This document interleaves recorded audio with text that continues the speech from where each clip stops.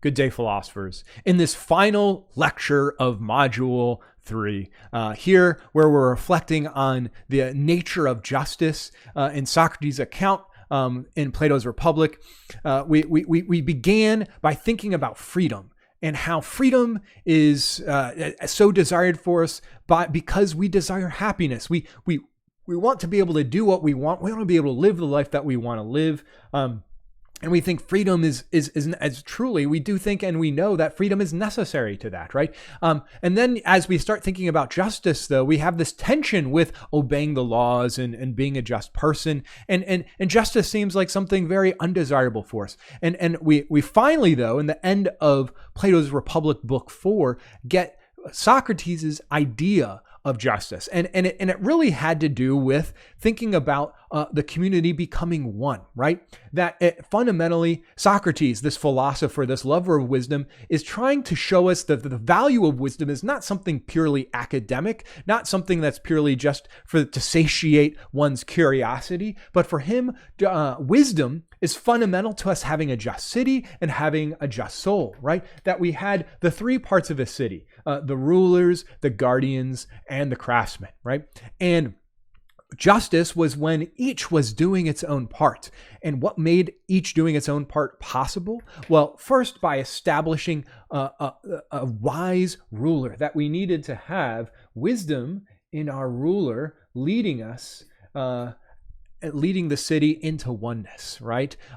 Similarly, I'm trying to straighten that out. Similarly, if we want to have justice in our souls, then we need our rational part to be guided by wisdom, right? We need to understand what is good, what is true, what is real in ourselves. We need this ruler to have wisdom to lead the city into oneness. We need a ruler within ourselves, because as Plato ultimately says, is that the natural state of life is disorder. Remember when we read Thomas Hobbes just briefly, and he talked about the state of nature, right? The state of nature of the war of all against all. Well, Plato thinks fundamentally that there is, and Socrates thinks that there is a war of all against all, to some extent, even within the parts of the city itself. Even when you start to establish a political structure, there's still the craftsmen who fundamentally are seeking their own good at all times, and the guardians, and even the rulers as well too. What would make a tyrant is but a ruler who is serving their own good and not the good of the community. And similarly within ourselves, within our own bodies,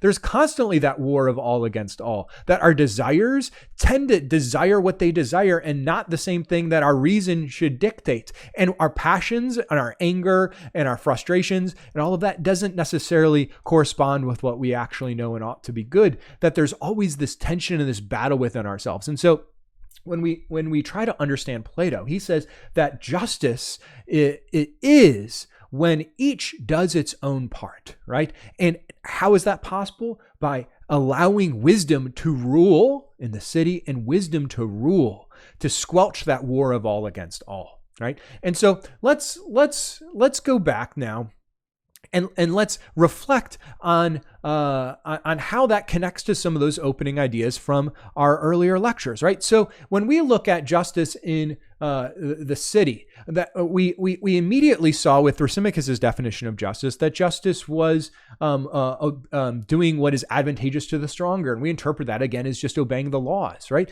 So is it good to obey the laws? Well, if a city really is ruled by a wise leader, then it ought to be good to follow the laws of a wise leader, right? And because those laws are precisely for the good of that community. And so each of the parts ought to follow those laws. You can imagine, though, in a city that is not just and not having a wise rulers, it would not be just to follow those laws, right? And that would not be justice. But let's say if in a just city, yes, each part ought to be willing to. And if they don't, then that's a flaw within the part, right? Within me.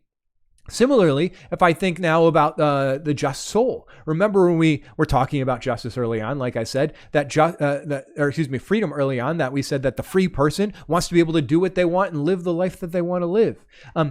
is that a good thing? Well, if you don't have a just soul, then that causes problems, because the very things that you desire, the very actions that you want to do, often will destroy you instead of bringing your own good. There's a tension between what we want and what was actually good for us. But however, once you have justice in the soul in the way that Plato talks about it, then you have wisdom in your reason, and you govern yourself. Your appetites and your passions are obedient to this wise reason, the wisdom. Right? Then it's good for you to follow your desires. Oh, the freedom that can come with that, the freedom that can come from you being able to do as you wish, because doing as you wish is exactly what would be good for you. Not being able to do what you wish would in some ways be bad for you, because wisdom would not lead you to wish to do things that weren't in fact for your own good. Now, this of course is really important for us to critically reflect on to what extent, as we said before, to what extent are those things that I think will be good for me, the things that I think that will make me happy, to what extent are they actually those things? It's, again, something we always have to critically reflect on. Now, what if you had like a just person in an unjust city? Well, then the wisdom would you could imagine a city where someone actually does desire what's in fact good, but it becomes wrong. It's forbidden by law, and then that's a huge problem, right? That I don't have an answer to that, right? Except that the answer is that the city itself needs to be cured, and maybe that's what Socrates was doing to some extent. Maybe Socrates was like that just soul in an unjust city, trying to speak out and trying to cure the sickness of the soul of the city, the sickness of the city, so that it would be ruled by wisdom. And how did he do that? He walked around, he challenged people, and instead of running away, he was willing to die, right? But if you live in that just city, then obeying the laws ought not to be an issue for you. If you are a just soul, then in your own wisdom, you would see the wisdom of the just ruler. You might not always understand exactly why the laws are exactly the way they are, because you aren't the ruler. However, you would know and be able to trust that wise ruler to be able to give you the laws that you needed for your own good and the good of your community, right? And so when we reflect on our current day, you might wonder, how do we find this wise ruler, right? How do we get this person, right? It's hard enough for me to say, let me find wisdom and establish it in my own soul. I desire to be wise, but it's how do I even find a wise person and then get them to rule us? That was a huge problem, even for Plato. And so, in fact, most of Plato's Republic is entirely about, we're not reading all these parts, but most of Plato's Republic is about how do we get a wise ruler? How do we raise people in our society so that we can prepare the people that are most capable of being rulers to eventually be able to stand up and be a ruler for us, right? Now, that's almost a very, very difficult problem, right? And part of what makes that problem so difficult is the largeness of even our own nation, right? Now, that might seem kind of silly at first, but if you think about, like, in even ancient Greece, and you talk about a city, notice that Plato and Socrates keep talking about cities. They're not talking about like big countries. It's how do you find a wise ruler? It's very different in an enormous country like this. Why? Because we're so separate. We don't know each other, right? I hardly know people within my own community, let alone people at the other side of my state, let alone people in states all across America. Even the technology that we have today doesn't necessarily mean that you know people, right? One of the big problems that I have, even in thinking about our own social media, is the kind of cacophony that you can hear of opinions that are so similar to your own. If I look at my Google News feeds, and I continually see stories that tell me the same kind of worldview of stuff. Very rarely. Why? Because it's learned based on the things that I pay attention to and the things I search for, and the videos I watch on YouTube and all that kind of stuff. It knows kind of what I like, and it'll keep telling me what I like, right? And we see the same kind of thing when amongst the friends that we keep online, Facebook and things like that. It's so quick and so easy to have most of your exposure to different people in the world always being amongst the same type. And so we have this situation where we don't even necessarily know each other. We can't recognize a particular individual and call out their goodness. And so when Plato is talking about obeying the commands of a wise ruler and finding a wise ruler, he's much more analogous to small communities where everyone in some ways knows everyone to some extent, and you can be much more likely to be able to find individuals who have this kind of wisdom, right? It's a huge problem. And so for us, and we also live in this democracy. And is democracy the solution? Well, in some ways, yes. In some ways, no. Maybe it's the best thing we could possibly do. But I don't know if you know this, but Plato was actually very critical of democracy. He was he talks about, as I said, at least 6 forms of government in the Republic, and democracy was not listed amongst the good ones. Why? Well, if you remember how he thinks about craftsmen, that craftsmen he defined as the many. Right? Well, no, that's not true. He didn't define the craftsmen as the many, but remember how we talked about the one versus the many? The craftsmen are just about all of us, and so the craftsmen are like the many, and the many tend to make errors. Remember in Plato's Crito how he said that should we follow what the many say? He says no, right? And part of the reason is that the craftsmen tend to just, like we said, look out. In his analogy, which maybe we don't completely agree with, in his analogy, they're like our appetites. They tend to only look out for their own good. So can we trust the country to be ruled by the majority? Instead of having a single wise ruler or a small group of wise rulers, we trust the wisdom of the whole community. He says, what's the likelihood that we'd be able to establish the entire community to be wise? Almost impossible. So you can't just trust the craftsman to do what is ultimately best. And so for him, he thought that that allowing the craftsman to make decisions, to allow the majority to make decisions, would fundamentally lead to our destruction.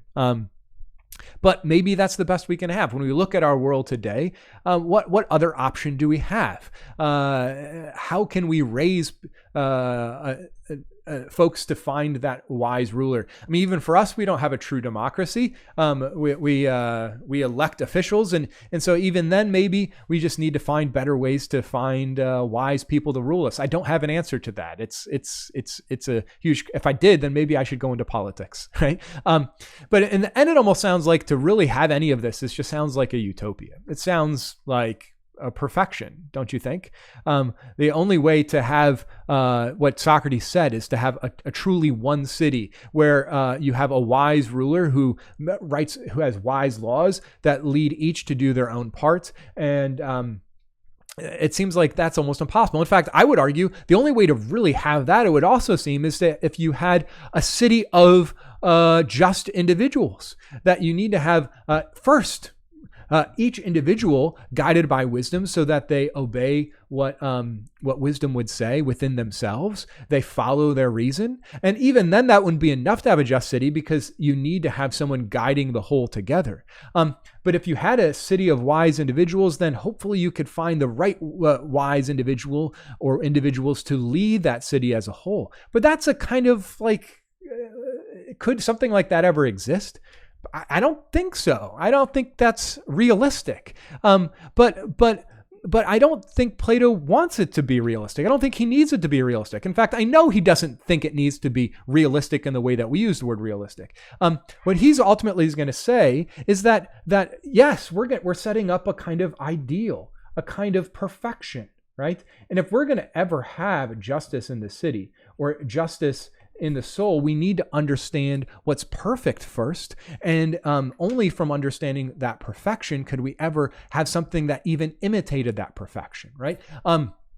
Real justice in the city, real justice in the soul, maybe will never really be just. Maybe there never will be a real just city. Maybe there never will be a real just soul. But until you grasp and understand what they would be, you can never have anything that would even remotely begin to be able to be it. And so that is actually what we'll really get to see in the very final modules of studying Plato, is this idea of how our world today in its imperfection needs to model itself after a kind of perfection that we need to understand. And just like we need to understand the definition of a thing before we can know anything else about it. All right. Have a beautiful week, and I will talk to you later.